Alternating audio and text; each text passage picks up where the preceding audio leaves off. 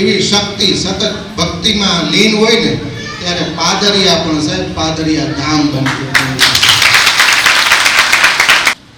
કે બ્રહ્મલોક મઢડા ને હમીર ભગીરથ શિવ સોરઠ સિર ધરે વહ ધાર ફળ ફળ નીર નિર્મળ આય ગંગાય અવતરી। સોનલ બીજ નિમિત્તે મળેલા પાદરિયાની અંદર તમામ સાધુ સંતો સમયની પાબંદી છે, એક એકનું નામ નથી લેતો, પરંતુ જે ઉપસ્થિત છે સાધુ સંતો ભૂદેવો આઈમાઓ પૂનમના ચરણોમાં પણ મારા કોટી કોટી વંદન। ઘણા બધા કામ હશે, 5 કામ 7 કામ પેન્ડિંગ હશે, છતાં પણ ટાણું હાંચવીને કે અહીંયા આવ્યા છે પ્રથમ તો હજારો કોટી કોટી બધાને વંદન। ચોમાસે વાદળ ચડે એની આરતીઓ થાય, ચોમાસે વાદળ ચડે એની આરતીઓ થાય, પણ શિયાળે સદાય એનું કાળું મોઢું કાગડા। ટાણાની કિંમત છે, યોગ્ય સમયે તમે બધા આવ્યા છે, કોટી કોટી વંદન। માં સોનલ એટલે કે એવી જાગતિક જોગ, એવી એક ઉર્જા, હું તો એક તત્વ કહું છું બાપુ, સોનલમાં એટલે તત્વ, પછી જે મઢડામાં આવેલું હોય એ તત્વ કે સરાખડિયામાં આવેલું હોય એ તત્વ। કેવું તત્વ તો કે જાગૃતિ લાવતું તત્વ।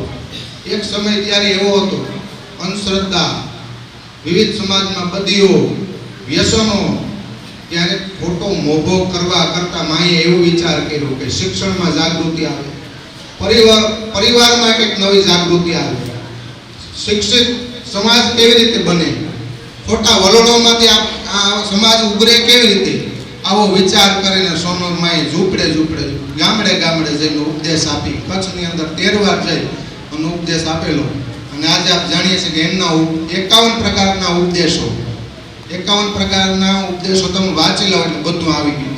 કદાચ નેહડાની અંદર રહેતોય સમાજ, માલધારી સમાજ હોય, વેદ શાસ્ત્રો પુરાણ ઉપનિષદ વાંચી ન પણ શકે તો એનું બધું શોર્ટકટ હોય તો આપણે ગીતાની અંદર છે, ગીતાના શ્લોક ન સમજાય એવું પણ બને, તો એમને હું વિનંતી કરતો ફક્ત તમે સોનલ મને 51 ઉપદેશો વાંચી લો ને, તેમાં તમામ શાસ્ત્રોનો સાર આવી ગયો।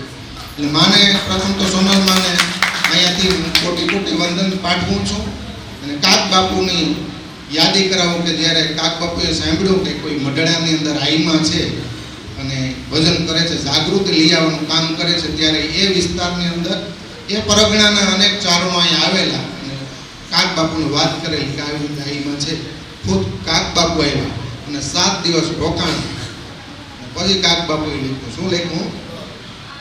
મારી તારી દયાનો દીવડો રે જીવડો કાગનો રે, મારી તારી દયાનો દીવડો રે જીવડો કાગનો રે, એ કોઈના કેળાને અજવાળી ઓલવાય જાઉં રે, હે ભેડિયાળી તારાય ભામણા। હે માં, હું તો તારી દયાનો દીવડો છે, પણ શું કરી શકું?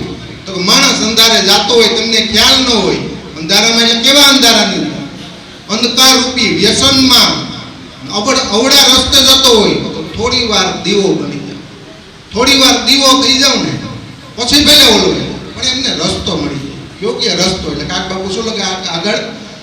કોઈના કેળાને અજવાળી ઓલવાય જાઉં રે, હે ભેડિયાળી તારાય ભામણા રે।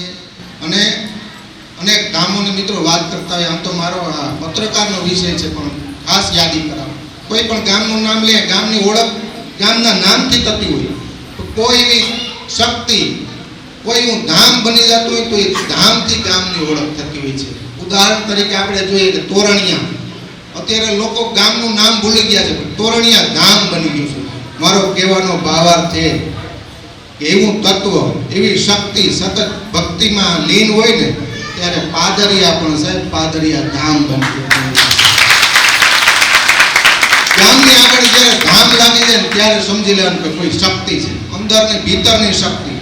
સાંપ્રત સમય છે સાહેબ, કળયુગનો પ્રભાવ છે, બહારનો મોભો ખૂબ વધી રહ્યો, અને લોકોને એક એવી માનસિકતા છે કે બહારનો જેટલો મોભો હોય ને એટલું મહત્વ આપે છે, પણ અંદરની સાત્વિકતા પણ ખૂબ જરૂરી।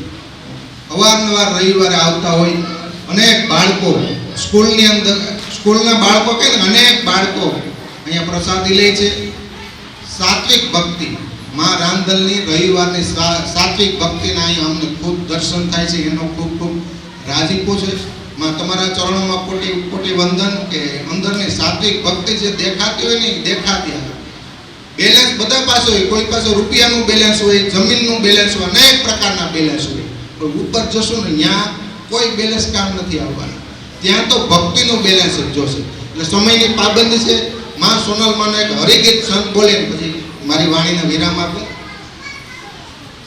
કાક બાપુએ કીધું માં સોનલ, મેં કીધું અનેક રચનાઓ લખી, એમાંની એક રચના હરિગીત સંતની અંદર સંભળાવી કે બ્રહ્મલોક મટડા ને હમીર ભગીરથ શિવ સોરઠ સિર ધરે વહ ધાર ફળ ફળ નીર નિર્મળ આય ગંગાય અવતરી ઓ ધાર વાતન સકર ચારણ એક નેહડે નિસરી 9 લાખ પોષણ યકડ નરહી એજ સોનલ અવતરી માં એજ સોનલ અવતરી.